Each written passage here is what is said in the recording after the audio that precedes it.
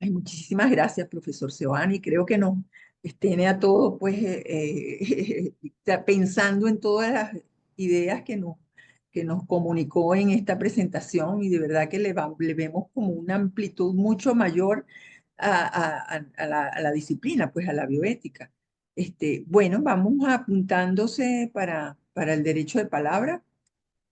Como yo les comenté, pues la idea es esto. Aquí está Martín que está pidiendo la palabra, pero vayan levantando. Adelante, Martín, pero los demás vayan anotándose para tener la secuencia en que tengan la palabra. Martín, adelante. Profe, un poquito difónico.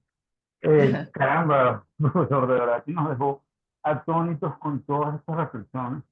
Eh, entonces entiendo que somos técnicos desde la época de las cavernas, por el afán que tiene el hombre de dominar el resto de las especies en el mundo, pues en la naturaleza. Y eso nos ha llevado a crear las civilizaciones y asociaciones sociales y países y comunidades y por supuesto gobiernos, siempre por ese mismo afán de dominar sobre los demás. Eso es un poco lo que le entiendo de toda su disertación. Y, y eso, nuestra relación con el medio ambiente y la naturaleza, este, ha ido siempre en detrimento de ese equilibrio que deberíamos tener con la naturaleza. No sé si le captó un poco la idea. Y bueno, más allá de todo lo que nos dijo sobre la parte de la política, el socialismo, de verdad que me deja, pero creo que el fin es que el hombre no ha cambiado. O sea, el hombre sigue siendo en esencia el mismo y es ese afán egoísta de dominar por encima del resto de las especies. Y ese creo que es un punto de vista, bueno, muy personal como biólogo, ¿no? No sé Sí, qué opina usted. muy bien, Martín. Este, Este, mira, fundamentalmente comparto lo que tú has dicho, salvo una, yo sí discriminaría, haría unas diferencias en toda la diversidad cultural que tenemos, en toda la diversidad cultural que tenemos. Hay culturas más amables con la vida y con sus entornos. Quizás menos desarrolladas tecnológicamente, menos atrapadas en, en una razón tecnológica como lo está las culturas urbanas, desde China, desde Beijing hasta París y desde París hasta Caracas, etcétera. O sea, no me atrevería a universalizar eso como que los hombres somos por naturaleza depredadores, ¿no? Eh, Somos, sí, como tú bien has dicho, antropológicamente técnicos, porque somos seres débiles, vamos a nuestra faceta animal de Homo sapiens, somos animales débiles con un gran sistema nervioso central, con un gran desarrollo cerebral, pero con pocos instintos especializados, si es que cabe hablar de instintos especializados, más bien pulsiones, ¿no? Que en biología la pulsión tiene otra denominación, no son instintos cerrados, son impulsos. O sea, por decir algo, el papa que se acaba de morir no dejó de tener impulsos sexuales, pero no tenía una respuesta sexual única porque no la tiene la especie humana y por eso pudo dedicarse a otras cosas, por decirlo de alguna manera. Quizás sus energías libidinales, como diría un psicoanalista, fueron canalizadas hacia la obra de Dios, hacia la obra religiosa, como un gran artista las canaliza a la obra de arte u otros, ¿no?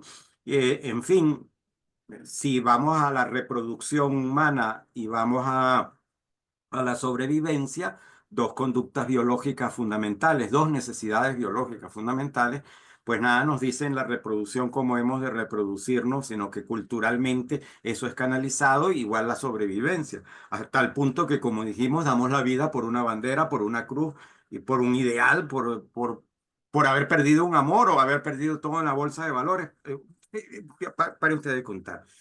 Hay tres visiones antropológicas. Cuando digo antropológicas, antropofilosóficas, porque hay una antropología cultural y social que es una ciencia social, pero la filosofía tiene una disciplina, así como tiene la disciplina epistemológica, metafísica, tiene una disciplina también que se llama antropología.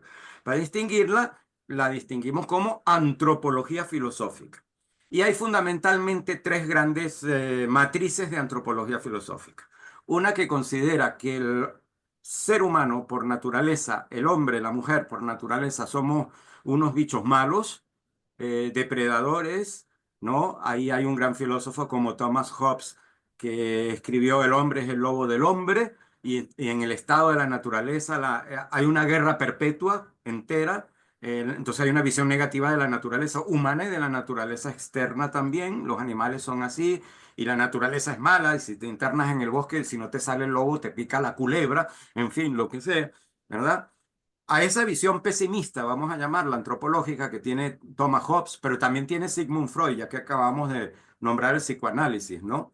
Freud en El malestar en la cultura dice en una nota de pie de página, mal hacen los educadores y los padres en enseñarle a los niños cuentos de hadas y de fantasía, porque los niños han venido aquí al mundo a sufrir, porque nuestra naturaleza es mala, somos depredadores, agresivos, sexuales, etcétera, ¿no?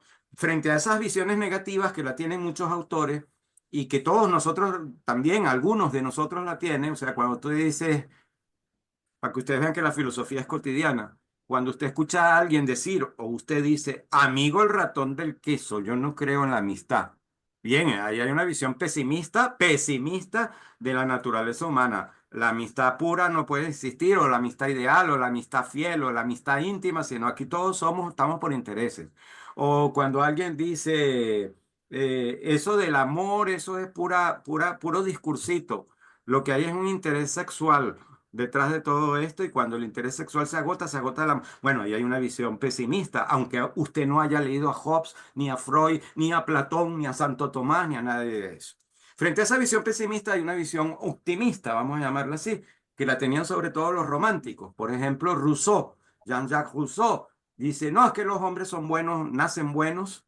Rousseau tiene una frase muy célebre en un texto que se llama El origen de la desigualdad entre los hombres, que inspiró a Marx y al marxismo, ¿no? Mucho tiempo antes de que Marx incluso naciera. Rousseau escribe, eh, em, los hombres han nacido libres, pero por doquiera que los veas, están encadenados, ¿no? Por naturaleza somos buenos, buscamos al otro por amor, no solo por sexo o por interés amistosos, por interés, por lo que sea, sino por amor. Por eso hemos formado las sociedades. Este es más o menos el relato de Rousseau. Y cuando entramos en la sociedad, hemos creado un aparataje civilizatorio. Y ese aparataje civilizatorio nos pone a competir a unos contra otros, y genera la envidia, genera la guerra, genera la destrucción. Exactamente la visión opuesta de la visión pesimista. Entonces, esta visión tiene una visión bucólica de la naturaleza, romántica de la naturaleza, humana y externa, toda la naturaleza. Debemos acercarnos a la naturaleza. Rousseau influyó en el maestro de Simón Bolívar, Simón Rodríguez. Simón Rodríguez decía, acercar al niño a la naturaleza. Bueno, eso es rousseauiano. Eso está en el Emilio, que es el libro pedagógico de Rousseau. Todos los románticos tenían esa visión optimista y hay gente entre nosotros, muchos todavía, que creen en el amor romántico, en la amistad para toda la vida, etcétera, y sin que se hayan leído a Rousseau, a los románticos, o a Platón, o a Santo Tomás, tienen esa visión. Y hay una tercera matriz que dice, no, no, ni pesimista ni optimista. Los seres humanos son formados dentro de un grupo social y dentro de ese grupo social aprenden sus valores, sus actitudes, su lenguaje, sus normas. Si ese grupo social, esa sociedad en la que son formados, los llevan a la competición, a una mala competición, a una competición donde competir significa ganar y que otro pierda, nunca ganar, ganar.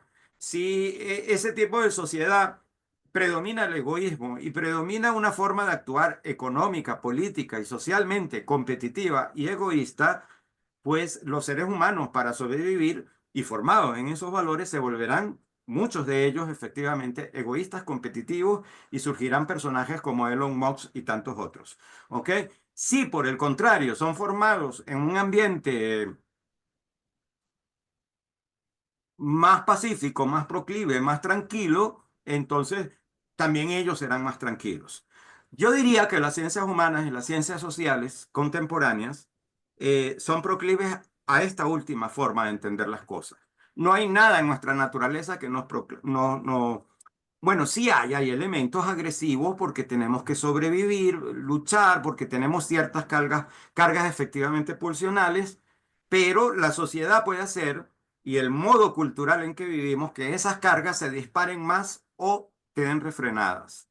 Cuando digo que las ciencias humanas y sociales tienen una tendencia a entender que los seres humanos somos formados fundamentalmente nuestro carácter, nuestra forma de entender las cosas en un entorno sociocultural, pues basta ver textos ahora no de la antropología filosófica, sino los estudios de investigación precisamente de la antropología científica, ¿no? Por ejemplo, Margaret Mead, por citar a otra gran mujer, Margaret Mead, que fue una de las más grandes antropólogas de los últimos 150 años, estudió las islas del Pacífico, ¿no? Y estudió muchos años, pero muchos años son muchos años, porque un antropólogo o una antropóloga cuando estudia se quedan viviendo ahí, se quedan viviendo décadas y vuelven una y otra vez. Lo primero que tienen es que aprender es una lengua en Samoa. Y ella tiene un famoso libro, muy famoso, que yo los invito a que lo revisen, que es Adolescencia y Sexualidad en Samoa. Entonces ella describe que los adolescentes en Samoa no son problemáticos. Y eso es muy curioso para los occidentales, sobre todo desde los años 40 para acá, desde el 45 en adelante, donde la adolescencia es un problema. Lo hemos sufrido nosotros cuando fuimos adolescentes y lo vemos cotidianamente. Pero resulta que Margaret Mead, estudiando, los adolescentes no tienen en Samoa no son problemáticos, ¿no?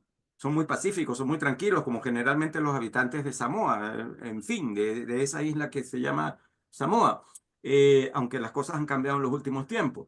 Entonces, claro, piensen ustedes por un momento, y no quiero extenderme, que a un niño de Samoa no le andan presionando sus padres para ver qué quiere ser de grande, porque tiene un abanico de profesiones, de oficios y de ocupaciones inmenso, y entonces ya comienza a haber una presión para ver qué quiere hacer de grande. Yo me acuerdo que a mi mamá y a mi papá yo les decía, cuando me preguntaban eso a los 6 7 años, les decía, yo quiero recoger basura, porque yo veía que los camiones de basura, ¿verdad? Estaban en la noche, en la madrugada, recogiendo basura, y me atraía mucho la noche en la madrugada y estar en una calle así en la madrugada. Entonces, yo quiero recoger basura, que yo era un drama, porque yo quería recoger basura. ¿Ok? Como alguien cuando, no sé, escoge una profesión que no va con los padres.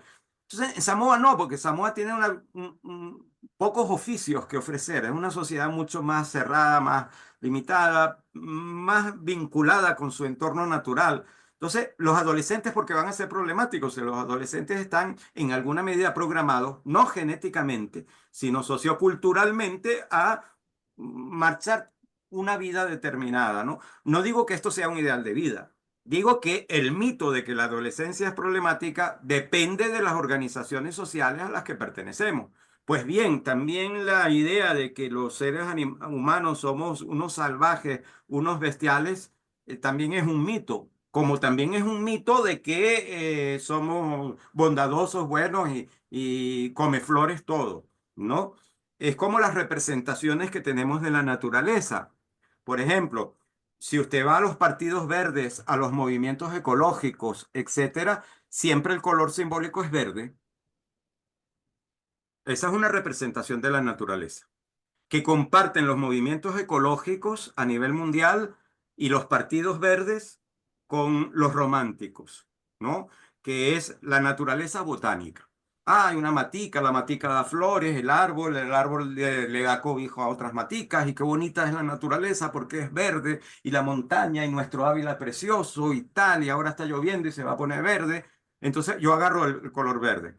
Ahora, si yo agarro un documental de la National Geographic, y hay varios documentales de National Geographic o de otras empresas bien salvajes, entonces yo veo como un jaguar está cazando a unas cebras, ¿verdad? Y además agarra a la pobre cebra chiquitica, a la más pequeña, la que puede correr menos y que va atrás y la devora y todo. Allá no hay nada verde. Allá lo que sale es una cosa roja por todos lados y las hienas empiezan a estar alrededor y los buitres. Eso también es la naturaleza, evidentemente. Entonces la naturaleza no es solo verde, es muy roja, sangrienta también, ¿ok? Y nosotros lo que tenemos de la naturaleza son representaciones, igual que de nuestra naturaleza humana.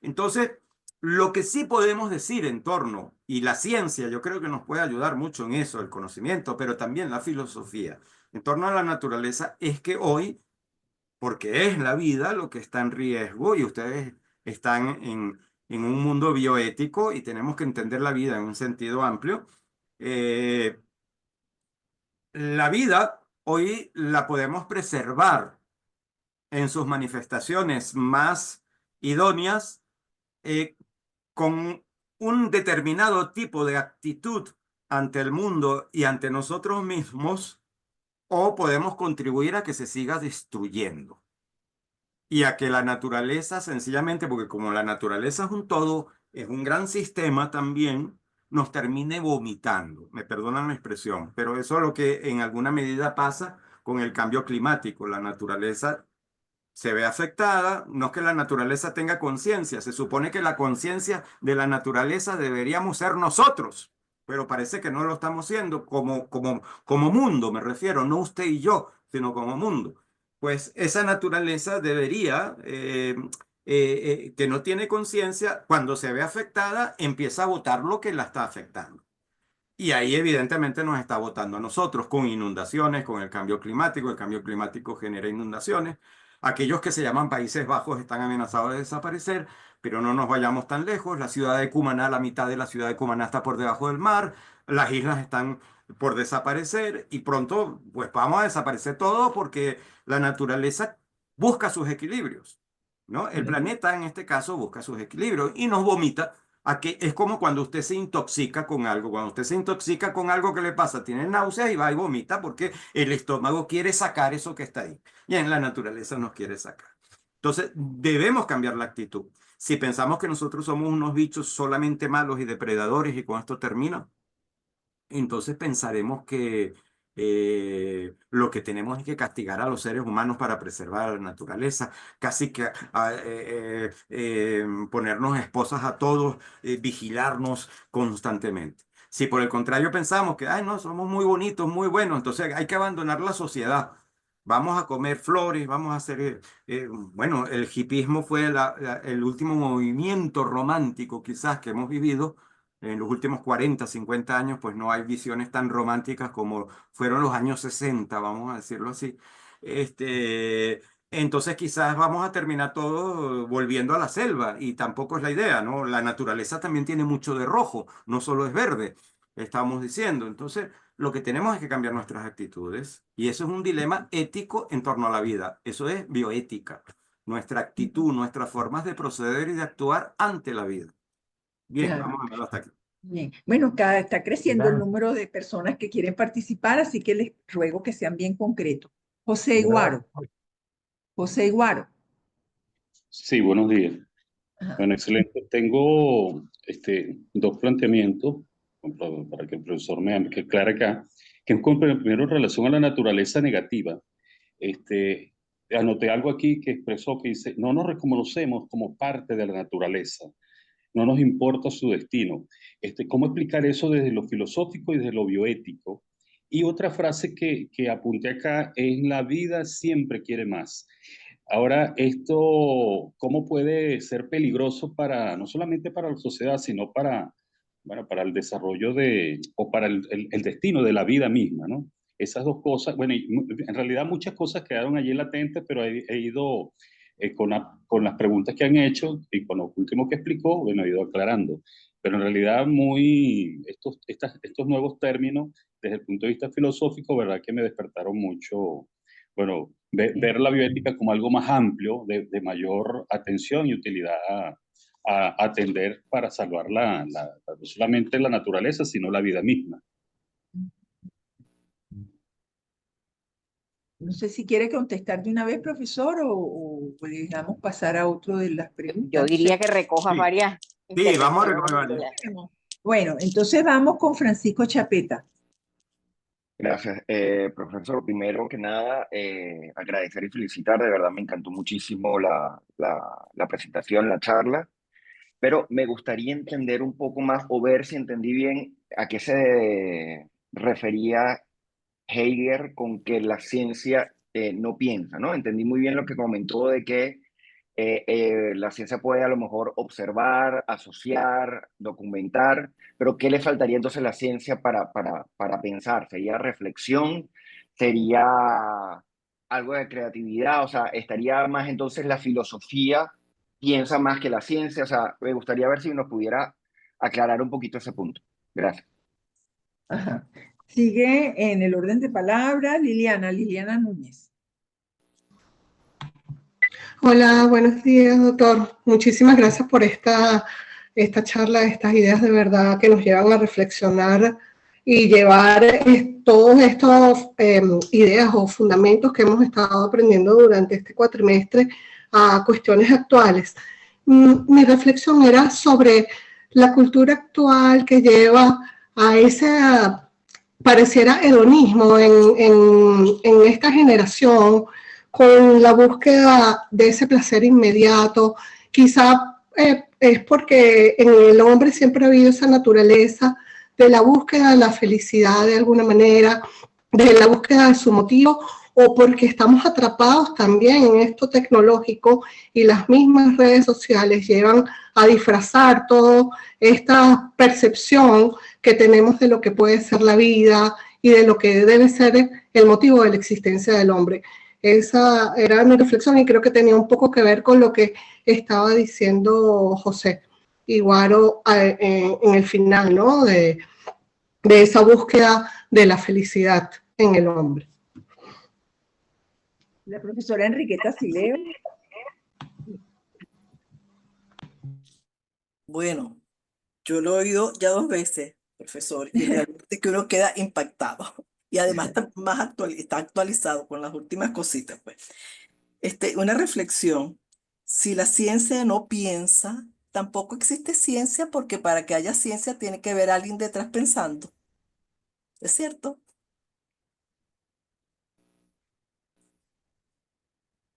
Ajá. Bueno, vamos entonces a leer, creo que por derecho de palabra ya pasamos a todo, pero hay comentarios aquí en el chat. Bueno, unos son diciendo que la charla les había parecido excelente. Otro, aquí dice una de las personas, al final de todo se resume en la vida. Considero que es una reflexión de la esencia de nuestra existencia, nuestras alegrías, tristezas, éxitos y fracasos, ya que todo es un proceso natural. Hay un anterior que dice, de Pedro Frances, que dice, ¿cómo lograr un impulso en Venezuela, un país donde hemos experimentado un profundo retroceso sin ecocidios? ¿Puede la bioética cooperar en esto? Luego viene Luis Gallego, que nos dice las 3 cuestiones presentadas al principio: ecológica, democrática y pobreza, y el cómo afectan la vida actual y futura en el planeta, explicado desde este punto de vista filosófico, complementan muchas cosas que hemos visto anteriormente en las clases de bioética. También es relevante y vigilante. En las que la bioética también es relevante y vigilante. Gracias, profesor. Excelente charla. Alina Arriaga, pienso que la frase impactante de esta conferencia ha sido cambio civilizatorio, entendida como la vía con implicaciones bioéticas que nos permitirán garantizar la vida en este planeta y las generaciones futuras. ¿Piensa usted que será posible la reforma del pensamiento? Lesbia Lizardo nos dice, profesor Seoane, ¿considera usted que la educación en valores ofrece una alternativa para el equilibrio social? Coromoto Tomei, el mensaje del profesor Suane nos induce a reflexionar sobre diversos aspectos, no solo de la vida humana, sino del ser humano dentro de la naturaleza. Felicitaciones y muchas gracias. Esto es lo que tengo por los momentos. Entonces, creo que más nadie ha levantado la mano, entonces, si tiene la palabra, profesor Suane. Bueno, gracias a ustedes, son todos muy amables, muy honor que me hacen. Muchas gracias de verdad. A ver, tenemos aquí, voy a tratar de juntar unas con otras para ser breve, ¿no? ¿Por qué estamos tan presos de una visión negativa de la naturaleza? Planteaba José, por ejemplo, ¿no? Eh, la razón humana, nuestra capacidad racional, tiene como distintos niveles, vamos a decirlo así. Hay una razón técnica, efectivamente, hay una razón técnica y tecnológica que se plantea sobre la base de cálculo medios fines, ¿no? Esto lo expresó muy bien un gran pensador del siglo pasado, de hace 100 años, como fue Max Weber, el alemán Max Weber, ¿no? Dice, la razón técnica es una razón que se basa en el cálculo de los mejores medios, buscar los mejores medios para lograr un fin propuesto siempre y cuando ese fin sea viable. ¿Ok? Si usted me dice, vamos a desayunar el planeta Marte, la razón le dice, ese fin no es viable. No hay manera de viabilizar eso para desayunar mañana en Marte. Ni lo voy a considerar. Pero si usted le dice, voy a poner un ejemplo terrible. Un ejemplo terrible. ¿Ok? Terrible. Si usted me dice, vamos a agruparnos varios para exterminar a un grupo humano determinado, ¿no? Llámense gitanos, llámense palestinos, llámense judíos, llámense comunistas, llámense Tren de Aragua, venezolanos, lo que usted quiera. Entonces, la razón tecnológica dice si es viable, si podemos exterminar personas y hay diferentes medios, los podemos fusilar, los podemos matar con bombas, es decir, bombardearlos, como está pasando en Palestina. Podemos finalmente crear un medio que es muy bueno, el mejor medio de todos, va a decir la razón. Fíjense que estoy hablando de la razón y la racionalidad, que es crear cámaras de gas, ¿no? Esto fue lo que pasó en Europa en 1942. En 1942. Lo que se llamó una política de Estado del Estado nazi, la solución final. Entonces, la solución final del problema judío, que no era solamente judío, porque el mismo porcentaje de gitanos exterminaron los nazis de acuerdo a la población total de gitanos que el mismo porcentaje de judíos, solo que los gitanos eran, en términos absolutos, mucho menos, eran cerca de 2 millones, 500.000 fueron gaseados aproximadamente, perdón, casi 1 millón, hasta donde hay algunas cifras. En el caso de los judíos eran cerca de 12 millones los que estaban censados por el Estado nazi y se calcula que cerca de 6 millones fueron gaseados. ¿Ok? Entonces, la solución final experimentó científico-técnicamente los mejores medios. Comenzaron fusilándolos, pero se perdían armas, se perdían cartuchos. Los soldados terminaban medio enloquecidos después de un mes de andar fusilando gente, los perdían psiquiátricamente a muchos de ellos. Era muy lento para acabar con tanta gente. Después probaron con camiones cerrados, camiones cava, y vamos a meter los tubos de escape para adentro, ¿no? Y esas fueron las primeras cámaras de gas. Pero se gastaban camiones en eso, se gastaba gasolina, etcétera, etcétera. Después probaron con casas y finalmente con cámaras de gas. Las cámaras de gas fueron muy eficientes, mataban 2.000 personas en 10 minutos. Cerraditas ahí, después los propios presos las sacaban, etcétera. Todo lo que ustedes saben de Auschwitz, Treblinka y todos esos campos de exterminio, ¿no? Bien, la razón dice, sí se puede. Y ahí existe el medio 1, el medio 2, el medio 3, el medio 4 para llegar a ese fin. Para llegar a ese fin. ¿Ok? Uno de esos medios es más racional que el otro, porque los criterios técnicos son eficacia y eficiencia.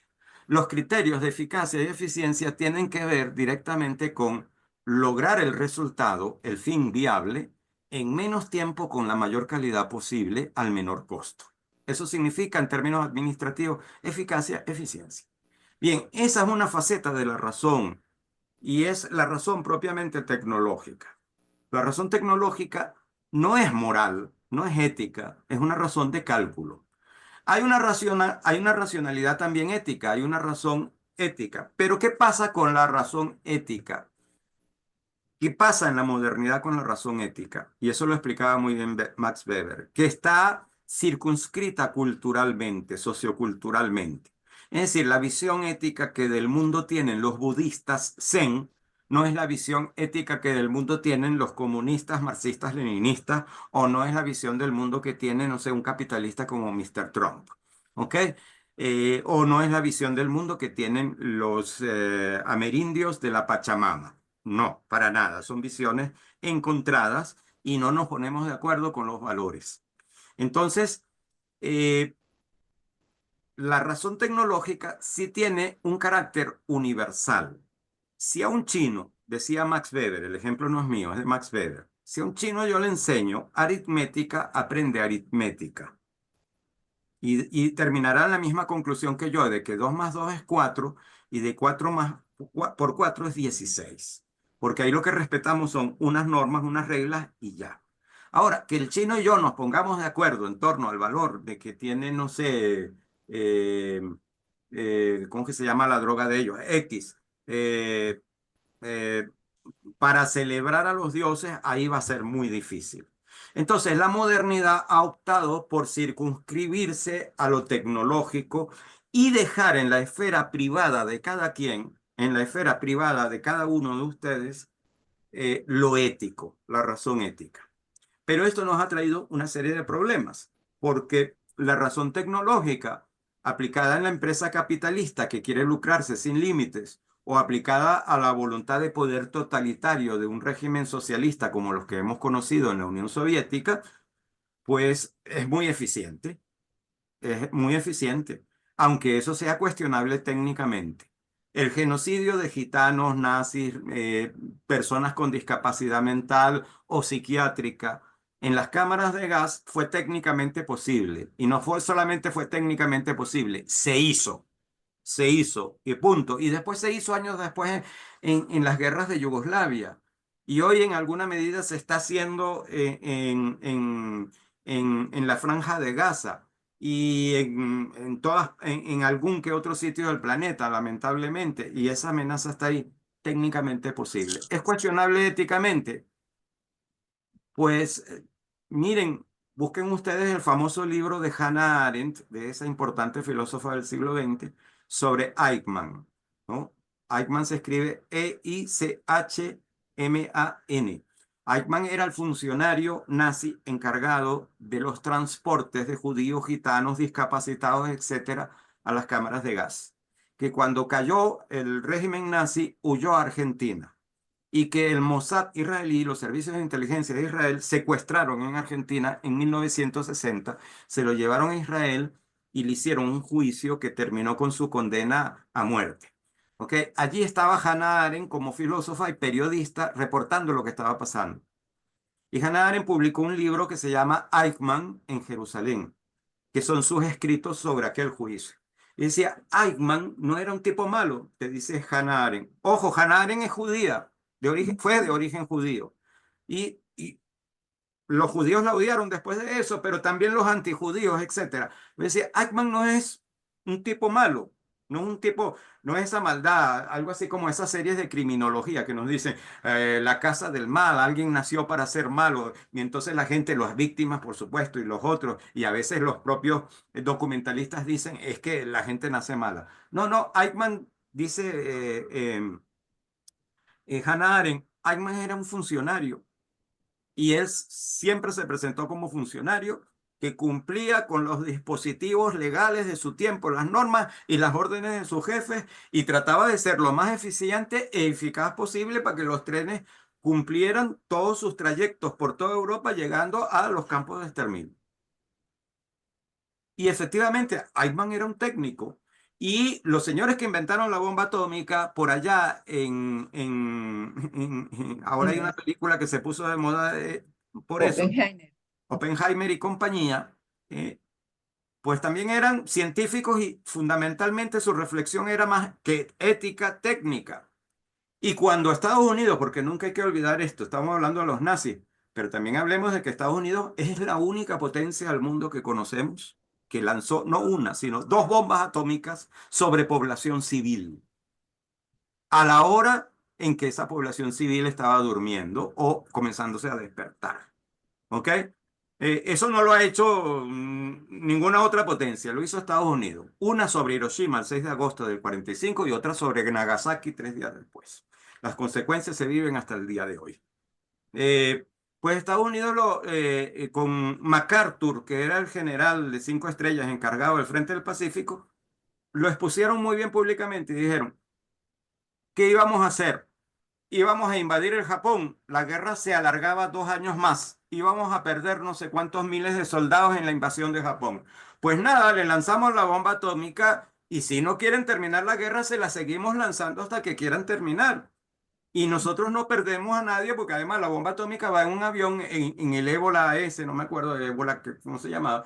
Se la lanzamos y regresamos al aeropuerto y listo, así hasta que ellos se rindan. Nosotros no perdemos a nadie. Bueno, hay unos daños colaterales, hay un poco de gente y generaciones sucesivas que van a morir y sufrir cáncer, pero es un asunto ya que no nos concierne a nosotros directamente, sino queremos técnicamente acabar con la guerra con el menor costo posible.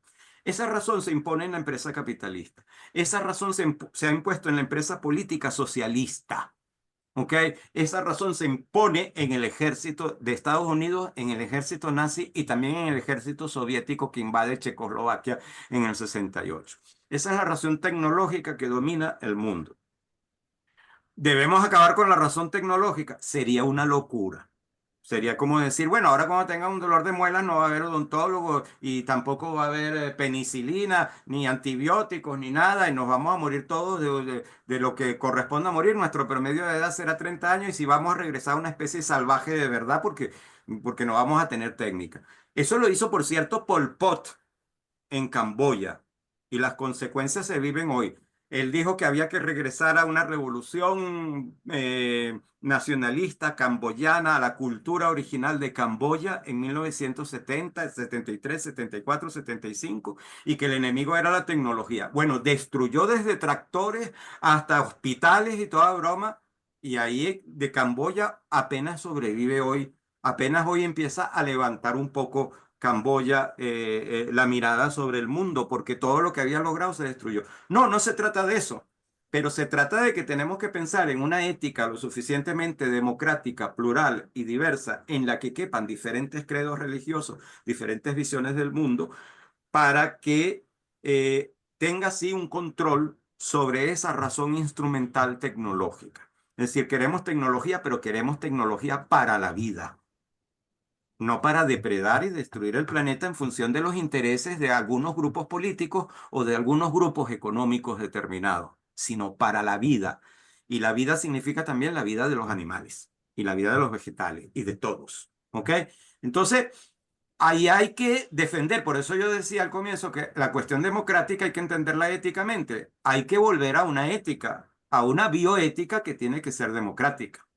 Las reflexiones en torno a la bioética en filosofía se vuelven fuertes a partir de 1970 en adelante. No es que antes no haya existido, podemos hacer una historia, pero a partir de 1970 en adelante. Si nosotros buscamos el contexto de 1970, nos ponemos en una tónica bastante liberal, tanto a la derecha como a la izquierda del planeta. Venimos de la revolución cultural del 68, de lo que fue el Mayo francés, de lo que fueron las revueltas estudiantiles. Después de esa revolución del 68 cultural, nacen los partidos verdes, nace Greenpeace en mediados de 1970, nacen los movimientos sexodiversos a partir de un allanamiento de un pub de homosexuales, creo que en Nueva York, si mal no recuerdo, en junio del 69. ¿Ok? Quiero decir, la bioética es contemporánea con un movimiento de respeto a las diferencias entre nosotros y de respeto a la diversidad a partir de los años 70. Los movimientos feministas adquieren una fuerza como nunca antes, tenían una historia detrás muy larga, pero a partir piense usted que en 1970 es la gran marcha de las mujeres sobre Washington. ¿Ok?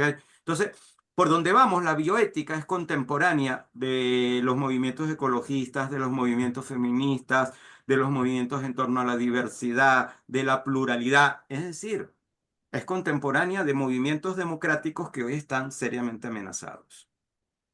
Hoy lo que vemos en la Casa Blanca, por ejemplo, pero lo podemos citar para Europa, lo podemos citar para Filipinas, lo podemos citar en Argentina, lo podemos citar en la Brasil de Bolsonaro, en muchas partes, es un gobierno de tecnócratas, de economistas con determinados intereses y de grandes capitales vinculados al mundo tecnológico y desinteresados por la problemática de la vida que no sea la vida de ellos. Entonces, el problema es cómo, y ese es un problema, es una tarea que tenemos todos, cómo construir una ética, bioética, valga la redundancia, y que por ser bioética es democrática en un sentido amplio de la palabra, sobre todo en un tiempo donde esto parece estar sumamente amenazado. Creo que con eso respondemos varias cositas aquí. La razón tecnológica es una razón que si no la cubrimos con una ética es alienante. Sencillamente es como la cámara de gas. Sí, es muy racional la cámara de gas. Claro, es muy racional para lo que tú quieres, pero creo que la racionalidad tecnológica hay que someterla a una racionalidad ética plural, diversa, tolerante, de reconocimiento. Y eso pasa por una educación en valores, sí, pero cuidado, porque la educación en valores también puede ser muy peligrosa. El señor Trump o el señor Bolsonaro también quieren ellos educación en valores. ¿De qué valores hablamos? Creo que ya al hablar de bioética y de democracia, sabemos a qué valores me refiero yo y por dónde debe ir la educación en torno a esto, ¿no? Ojalá el Vaticano no siga para atrás por ejemplo, lo que logró este Papa que falleció, se conserve un poquito en torno a la reflexión ambiental y se avance más, por ejemplo, en el Vaticano, hablando de educación en valores, en el papel que la mujer puede y debe tener en la Iglesia Católica, ¿no? Porque el Papa sí no logró avanzar ahí. Entonces, por ejemplo, el lugar que tiene la mujer. Y que la mujer, por cierto, ya que hay muchas mujeres aquí, hay que decir, en política han resultado, no es una ley, pero han resultado, y esos son por sus propias condiciones educativas seguramente, mucho más responsables que gran cantidad de hombres, ¿no? Entonces, hay una educación en valores, pero la educación, pensemos nosotros que estamos en el ámbito universitario, cada vez está también más carcomida por una razón tecnológica y una razón técnica. Entonces, por ejemplo, cuando hablamos de currículo, a veces se reduce la cuestión curricular en educación a una cuestión de si es por competencia, si es por objetivo, la cuestión técnica, las prelaciones, esto, y el problema de los valores queda como solapado, ¿no?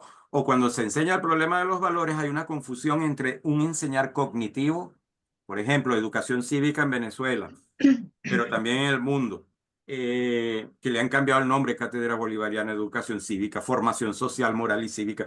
Cada año le cambian el nombre porque ya de por sí es una materia incómoda para, para la técnica educativa, ¿no? ¿Cómo se va a enseñar esto? Pero ¿cómo me lo enseñaron a mí? Aprendiéndome de memoria el artículo 5º de la Constitución, el artículo de la ley de no sé qué vaina y la ley de no sé qué cosa.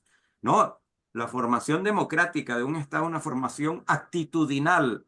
Las leyes pueden estar ahí. Nosotros tenemos una constitución que no amerita mayores transformaciones. Algunas reformas seguramente sí, quitar poder al presidente, etcétera. Pero una constitución maravillosa es una constitución que dice que usted tiene el derecho y la obligación de participar y que el gobierno tiene que hacer participativa la democracia y tiene que volverla a usted y a usted protagónico. Y entonces eso está escrito como en la constitución del 61 estaban escritas 1000 cosas, como en la constitución de otros países. Pero sabemos que las constituciones son letra muerta. Aquel presidente eh, eh, juró por una constitución moribunda, hizo una nueva constitución que apenas se proclamó esa constitución, ya resultó moribunda porque hasta hizo una especie de congresillo para empezar a violar la constitución una semana después de haber sido aprobada la constitución. Entonces, eso es la historia eterna de América Latina, pero también las constituciones son muy ideales en donde están en Europa y en todas partes. Entonces, no es un problema solamente jurídico, no es un problema cognitivo, es un problema de formación de actitudes. Entonces, la educación en valores tiene que ser una educación actitudinal, pero parece que esa es una discusión que hay que darla. Todos esos son tareas pendientes. Todas estas tareas pendientes son políticas. Ahí la preocupación por lo entender ampliamente lo político. No es entender lo político como que tenemos que suscribirnos en el PSUV o en el movimiento al socialismo o en Acción Democrática. Por favor, no. pero sí desde nuestros gremios, pero sí desde nuestras aulas de clase, en un sentido amplio. Yo lo que estoy haciendo aquí es política, diciendo, mira, tenemos un problema con la razón tecnológica, no se trata de acabar con ella, pero necesitamos una discusión ética y elevar lo democrático, sacar lo democrático de lo político a ética, a un reconocimiento y tolerancia de la diversidad humana, que es la democracia en el fondo de eso. Después podemos discutir las cuestiones técnicas políticas de cómo elegir a los gobernantes, pero lo primero es ético, entender la democracia como un modo de vida. Bien, eso es una educación en valores actitudinales. ¿Cómo lograrla? ¿Cómo convencer a los estados, a los gobiernos, a los ministerios de educación del mundo? Pues no los vamos a convencer solamente en un aula de clase, debemos organizarnos. La política es un problema cuando pensamos la política técnicamente, y esto nos dice mucho de Venezuela, de Latinoamérica, pero también del mundo. Venezuela no es una excepción. Cuando pensamos la política, no podemos pensarla desde el individualismo, desde que cada quien encerrado en su casa. No, la política es un juego de fuerzas y para que sea un juego de fuerzas sociales, de aquella fuerza que se impone sobre otras fuerzas, ¿ok? Esa es la política. Esas fuerzas tienen que ser orgánicas. Aquí hablo como sociólogo, orgánicas, organizadas. Aquí el gremio docente, por ejemplo, en Venezuela fue fundamental en los años 30 y 40. Fue la Federación Venezolana de Maestros quien impulsó, por ejemplo, gran parte del ideario democrático representativo que en Venezuela a partir del 45, con una interrupción, y después a partir del 58, se gestó. El papel que tuvo la Federación Venezolana de Maestros fue central. Los partidos apenas estaban naciendo en ese momento. Porque los gremios no solamente existen para, por ejemplo, reclamar que también, porque es fundamental, derechos laborales y seguridad social, sino también existen para organizar políticamente cuál es el papel de la educación o cuál es el papel de la salud en el caso de los gremios médicos. Seguramente muchos de ustedes vienen de los gremios médicos. A mí me parece que la federación, yo no sé si soy superficial en lo que voy a decir, pero la Federación Médica Venezolana a mí me da vergüenza. O sea, el señor que dirige la Federación Médica Venezolana la dirige desde antes de que Chávez llegara al poder en el 98. O sea, yo como sociólogo me pregunto, ¿qué pasa en la Federación Médica Venezolana? No hay un carácter orgánico de la gente de la salud, ¿verdad? Que pueda dar una alternabilidad que reclamamos en el país, una alternabilidad democrática dentro de la Federación Venezolana. O eso es la casa de un solo individuo de 5 y 6, como lo es el Colegio de Sociólogos de Enfermedades, en fin, todos los colegios. Entonces nosotros como sociedad tenemos un déficit organizativo en nuestros gremios, en nuestras asociaciones de vecinos, en nuestros centros escolares, en nuestros partidos políticos, en todo. No nos organizamos. Y si no nos organizamos, usted no tiene fuerza política. Y entonces el Estado, que sí tiene fuerza militar, policial, lo podrá aplastar. O el director de la escuela te podrá aplastar. O el director de la del hospital te podrá aplastar. O el director que sea te podrá aplastar. Porque no hay sociedad abajo. No hay sociedad orgánica abajo que frene eso, que detenga eso. Entonces, ¿cómo hacerlo? Yo no tengo respuesta. Ningún sociólogo tiene mayor respuesta de cómo cambiar la educación en Venezuela o en el mundo entero, cómo cambiar nuestras formas de entender la racionalidad, de concebir la naturaleza, nuestros valores, nuestra cultura, sin pasar por lo político y sin entender que lo político pasa por lo organizativo y que no necesariamente está ligado a la toma de un poder estatal, sino que lo político está ligado también a que, caramba, ¿por qué no en la escuela el patio sea un patio de verdad donde haya animales, donde haya esto, donde, mire, nosotros hablando de las redes sociales, y no quiero ser largo en esto, claro que las redes sociales funcionan como burbujas. Y entonces cada quien se encierra con sus amiguitos ahí, se reproduce y ataca a los opuestos adversarios. Pero nosotros, muchos de los que están aquí presentes, venimos de una generación que jugábamos en la calle, que jugábamos en el patio escolar, que jugábamos por citar a cualquier juego, al aire. Y entonces el aire teníamos que ponernos de acuerdo. Mira, María Isabel, la taima es esta. Y María Isabel decía, no, la taima es aquella. Y entonces había que casi que votar a ver cuáles eran las taimas. ¿Ok? O qué se valía en el escondite o en esto. ahí había una niñez interactuando socialmente que no hay hoy. Había una niñez que tenía que, porque aprendimos mucho en los patios escolares, porque aprendimos mucho en las escaleras y los jardines de las universidades, y a veces más que lo que aprendíamos en las aulas de clase, porque aprendíamos a socializar, a vivir con el otro, a tratar de vivir con el otro, ¿ok? Tolerarlo, a reconocerlo, a enamorarnos, a lo que fuera. Hoy vivimos encerrados en un mundo de videojuegos, los niños me refiero, de redes sociales, de videojuegos, de Facebook, de esta cosa, de aquello y lo otro. Bien, cargado de violencia. Ponga usted cualquier videojuego ahí. Es difícil conseguir un videojuego come flor. Ya sabemos lo que tienen los videojuegos. Yo no estoy culpando a los videojuegos o a las redes sociales. Ellas son también reflejo de un mundo violento. Ay, Pero por profesor. reflejo lo reproduce.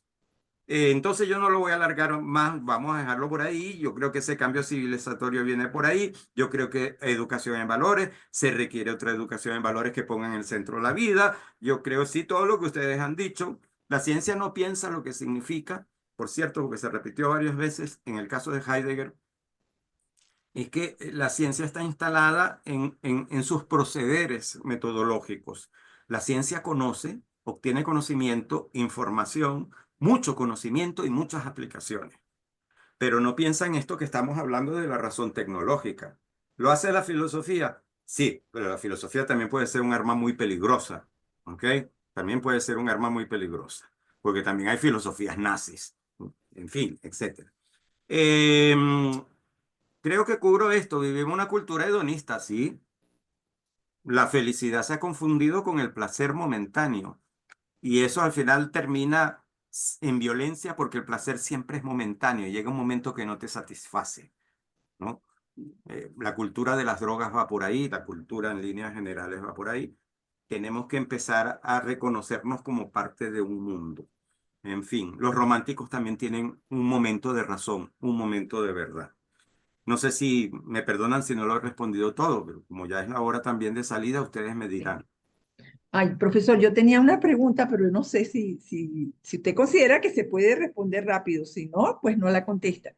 ¿Qué opina usted de esto hay un movimiento mundial del globalismo y otro antiglobalista? ¿Qué opina usted de que hay un grupo dentro del mundo en este momento que maneje todo esto y que sea la que, digamos, guía el destino de la humanidad y los cambios que hay en muchos países a la vez, los cambios sociológicos, políticos? Hay una tendencia y en muchos, digamos, programas de este tipo, de corte político, uno oye eso, pues, de que existen unas mentalidades que están manejando los destinos de la humanidad en este momento. ¿Qué opina usted de eso? Las famosas teorías de la conspiración. Fíjense, Ajá, las teorías de la conspiración, eso quise decir. vamos a tratar de hacer esto muy breve, ¿no? Porque es un tema muy complejo. Ajá. Conspiraciones hay en el mundo. A esta hora donde estamos aquí discutiendo debe haber individuos conspirando en Nueva York, en Moscú y también en Samoa, ¿no? Y siempre hay conspiraciones. Pero atribuir toda la teoría de la conspiración es muy peligroso. Algunas conspiraciones triunfan, pero generalmente las conspiraciones no salen como los conspiradores quieren que salgan. Las teorías de la conspiración, por cierto, son muy racionalistas y muy técnicas. Es que tumbaron las Torres Gemelas porque Bush quería entrar en la guerra con este. Entonces, también cuando se cayeron las Torres Gemelas, se cayeron dos edificios que estaban a 5 cuadras por ahí. Pero no hay mucha explicación de por qué se cayeron unos edificios tan lejos. Pero ahí estaban los archivos del FBI, no sé qué cosa, los archivos de la CIA, y entonces querían Se destruirlos, paralizó destruir la tal y todo conexión, aquello. profesor. Conspiraciones no salen así, difícilmente salgan así. Menos mal Saldrá que ya estábamos finalizando. 0,01% conforme toda la planificación. Entonces, lo que sí hay en torno al problema de la globalización es que, para ser muy esquemático en esto, primero, la primera quizás globalización mundial fue en 1492. ¿Ok? Cuando se empezó a descubrir el planeta. Cuando unos sujetos provincianos allá en Europa que tenían al Mediterráneo como la mitad de la Tierra, que es lo que significa, es decir, nosotros estamos en la mitad de la Tierra, en el Mediterráneo, ¿ok? Comenzaron a descubrir que, bueno, que la cosa no era, que el Mediterráneo era un charquito, pues, pequeño charquito ahí, ¿ok? Eh, Después viene una globalización cultural entre nosotros, que es lo que McLuhan llamó la aldea global, ¿no? nos empezamos a comunicar satelitalmente, eso nos lo facilitó la técnica y la tecnología por todas partes. La aldea global, como la llamó McLuhan. Después, en los 80, con la caída del bloque soviético, vino una globalización económica, capitalista, que es la que hoy defendería China, porque China le va muy bien. China es comunista, pero le va muy bien con la globalización capitalista.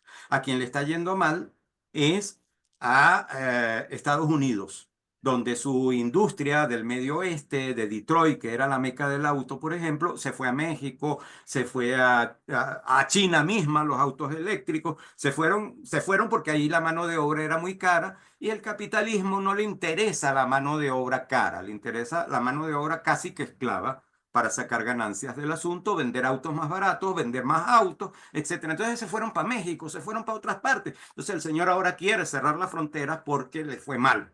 Le fue mal a Estados Unidos, terminó perdiendo una batalla económica, varias batallas económicas y cuidado, si no la guerra con China. ¿Ok? A Rusia tampoco le interesa mucho eso de la globalización, entonces se da la mano porque Rusia lo que tiene es poder militar, 150 millones de habitantes, pero el PIB, el Producto Interno Bruto que tiene España, imagínense ustedes, un país que tiene 3 veces más población que España y tiene el mismo PIB de España o de Italia, que es lo que tiene Rusia. Entonces a Rusia también le va mal, ellos lo que tienen son bombas atómicas, ojivas nucleares, cosas para destruir el planeta, ¿no? Ya mandaron una por ahí a Ucrania diciéndole a Estados Unidos y a Inglaterra en primera instancia, mira, tengo un misil con 4 ojivas nucleares que es intercontinental. Con eso te vuelo en 1000 pedazos y tú no tienes eso. O sea, que eso es lo que hace Rusia. Entonces, nuestras globalizaciones han sido globalizaciones en función de una voluntad de dominio de poder.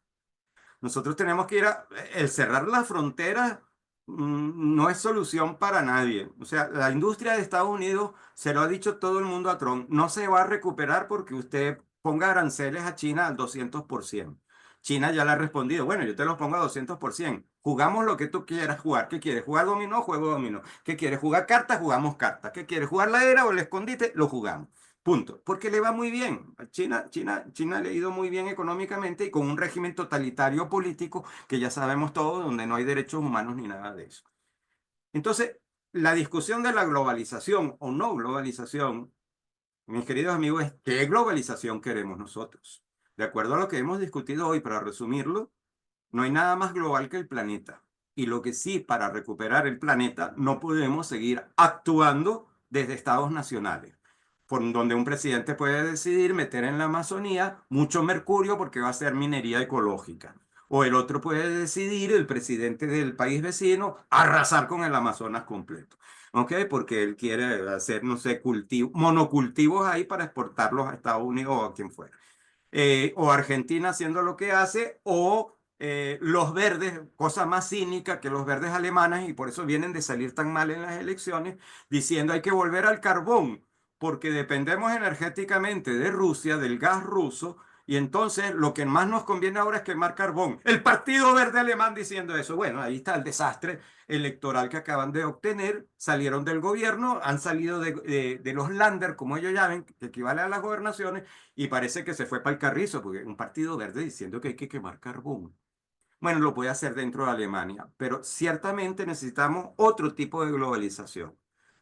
La hubo en la aldea global cultural, ¿verdad? Culturalmente estamos globalizados, sabemos que existen otras personas con otras costumbres, algunas muy peligrosas seguramente, como los movimientos terroristas, que no podemos cobijarlos dentro de la democracia, pero que hay otras personas que tienen modos de vivir que nos pueden enseñar mucho, que nosotros podemos aprender mucho de ellos y viceversa, ellos aprender de nosotros. Entonces necesitamos otro tipo de globalización porque el planeta es global y el Estado nacional ya no resiste. Es un modelo de la Revolución Francesa que ya no resiste ni el mundo económico que hoy existe, pero cuidado con ese mundo económico, pero no existe porque estamos interconectados por todos lados, ¿verdad? Pero que tampoco resiste la cuestión ecológica. Porque sí, nosotros podemos contaminar. Señores, nos hemos dado cuenta que Venezuela tiene, creo que las cuartas o quintas, no estoy seguro, reservas de agua dulce del planeta Tierra. Mi silencio es a propósito. Lo pueden buscar ustedes. las cuartas o quintas reservas de agua dulce del planeta. La batalla del mañana, por cierto, todo el mundo, todos los especialistas dicen es por el agua, porque se está agotando. ¿Ok? Y Venezuela tiene, pero le estamos echando todo mercurio y todo, estamos envenenando eso increíblemente. Las aguas que van al delta Macuro están envenenadas. Ahora, el Estado Nacional venezolano, con la poca organización política también de la sociedad venezolana, puede decidir que a él le viene bien la minería ecológica, como al brasileño acabar con la Amazonía, que es el pulmón en estos momentos del planeta, el pulmón de oxígeno del planeta. O Argentina, aplicar más monocultivos, aunque eso acabe con las abejas. Ah, pero las abejas, esos insectos, además pican, molestan, ¿no? Sin abejas no hay alimento. La crisis que tiene Argentina, que tiene Alemania y que tiene muchos países con la desaparición de las abejas es que ya no hay polinización, no hay alimento y eso es producto de los monocultivos, como la soya en el caso de Argentina. La soya en el caso. Entonces, por donde vayamos, los problemas hoy son globales. El problema ecológico, la cuestión ecológica es global. El problema, pero no es la globalidad que defiende China o Europa, que es económica, es una globalidad ecológica. El problema democrático se nos está volviendo global, sencillamente porque aquellos pocos países que tenían una democracia pequeñita, estrecha, se está desmontando institucionalmente. Volteemos al modelo que se supone que era Estados Unidos, pero para mí ese nunca fue el modelo. ¿Ok? El modelo eran los vikingos, es decir, los países escandinavos, Finlandia, Suecia, eso para mí, para Javier Benito, pues. Finlandia, Suecia, Dinamarca, Islandia, los países que pertenecen al mundo que yo amo, que es el mundo vikingo. Sin embargo, Finlandia hoy está desmontando, está en manos de grupos extremistas políticos y Finlandia está desmontando la democracia que junto con Suecia, con Dinamarca, con los países que he nombrado, tienen el mayor índice de desarrollo humano del planeta Tierra. Estados Unidos está lejos, está en el lugar 30 y pico. Busquen ustedes IDH, los datos de IDH. Lo están desmontando. ¿Por qué? Porque tienen la amenaza de Rusia. Entonces, cuando está la amenaza de Rusia, de lo que está, acuérdense que Finlandia tiene la frontera más grande con Rusia. Entonces la gente se vuelve agresiva porque ven lo que pasa en Ucrania, en Lituania. Entonces, el problema democrático se está volviendo un problema global, pero sobre todo el ecológico. El problema no es hablar de globalización o antiglobalización, sino darle un contenido a la globalización. Lo dejo ahí.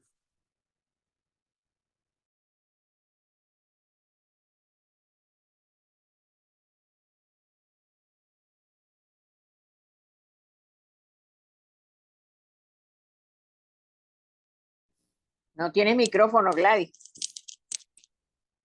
Tienes el micrófono apagado, Gladys. Bueno, sí, era para decirle al profesor pues que agradecemos altamente esta charla realmente tan integradora.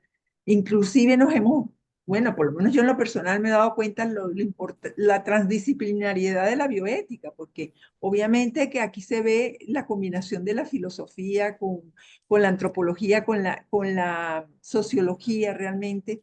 Y me parece pues que es un excelente ejemplo de todas estas cosas que hacen que la bioética sea realmente una ciencia aplicada. Entonces, bueno, agradecerle nuevamente. Hay muchos comentarios Hay positivos comentarios y hay una pregunta de Marisabel Cortica que si tiene libros publicados que se vendan por Amazon. que se Ajá, venden por Amazon. por Amazon. Se ríe.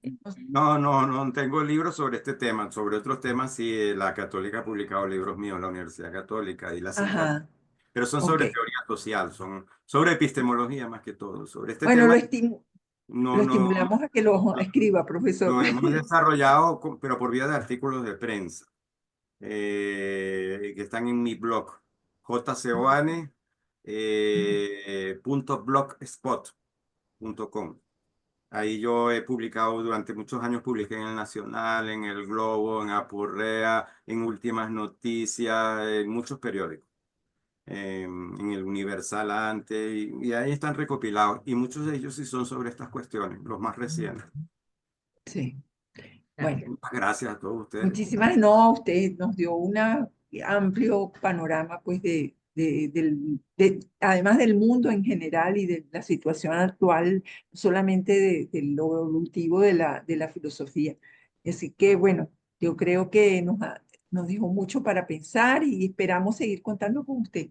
De Por lo nuevo, menos para el cierre de estas asignaturas en nuestra maestría, profesor. Muchas gracias por su disposición a ayudarnos. ¿Ok? seguro que sí, agradecido con todos ustedes. Que tengan un feliz Bueno, día y gracias, feliz fin de igualmente. semana y feliz Gracias. seminarios de bioética. Sí, gracias, gracias. Gracias.